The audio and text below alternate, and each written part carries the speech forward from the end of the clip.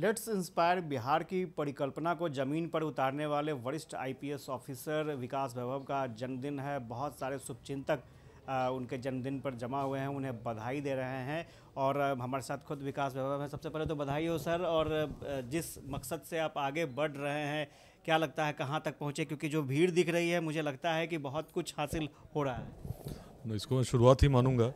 एक शुद्ध मन से एक प्रयास है कि बिहार का भविष्य उज्जवल हो। सबको जोड़ने का प्रयास कर रहा हूँ। जाति संप्रदाय के बंधनों से मुक्त होकर हम बिहार के लिए काम करें।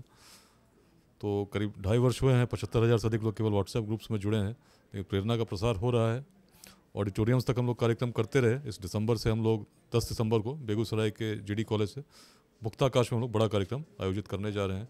उद्देश्य है हर ग्राम के हर जन तक पहुँचना और इस संदेश को बताना कि बिहार में क्षमता क्या है, हमारे पूर्वजों की क्षमता कैसी थी, क्यों हम अग्रणी थे और आज यदि पिछड़ गए हैं, पिछड़ रहे हैं तो क्यों है, और क्या कर सकते हैं जिससे बिहार का भविष्य उज्जवल हो।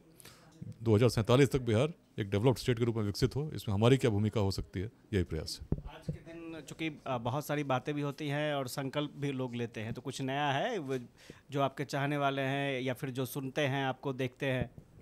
देखिए, रात में ही मैंने बर्थडे थॉट्स हर साल शेयर करता रहा हूँ, तो रात में मैंने की थी और मूल रूप से यही कहना चाहता हूँ, ईश्वर और शक्ति दे कि इस अभियान में लगा हूँ उसमें और बढ़ चढ़ कर योगदान कर सकूं, लोगों को जोड़ सकूं और सभी हर बिहार वासी के मन में जो एक स्वप्न है कि हमारा बिहार अग्रणी हो, उसमें उस भूमिका में मैं और सशक्त हूं, सबको सहयोग कर सकूं, यही मेरी कामना है। अभी आज की तारीख में यूथ सबसे आगे हैं, यूथ की भूमिका बहुत ज़्यादा मानी जा रही है और परिस्थितियां आजू बाजू की बहुत बदल रही हैं। आपने देखा होगा पॉलिटिकल सिनेरियो भी अलग हो रहा है, बहुत सारी चीज़ें बदल रही हैं, क्या कहेंगे?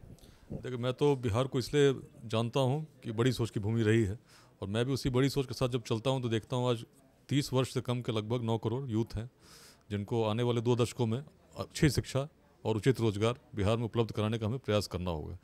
किसी की भी सरकार आ जाए तो हर व्यक्ति को सरकारी नौकरी तो हम दे सकते नहीं, तो सरकारी नौकरी की एक सीमा है। इस बात को हमारे यूथ के मन में डालना होगा। केवल वहीं तक हम अपनी सोच को सीमित न करें। कुछ लाख लोगों को सरकारी नौकरी मिल सकती है, जहाँ बात 9 करोड़ लोगों की हो रही है, तो उसमें हर व्यक्ति के लिए तभी रोजगार संभव होगा जब उद्यमिता का विकास हो। और लेट्स इंस्पायर बिहार पूरे मिशन में उद्यमिता और शिक्षा कोर है। शिक्षा अच्छी हो, उद्यमिता अच्छी हो, तो अपने आप समतामूलक समाज का निर्माण हो जाता है। इन्हीं 3 मंत्रों के साथ हम लोग बढ़ रहे हैं और उद्यमिता के क्षेत्र में भी मुझे अच्छा लग रहा है कि अभियान के इन दिनों में काफ़ी यूथ को हमने इंस्पायर किया है।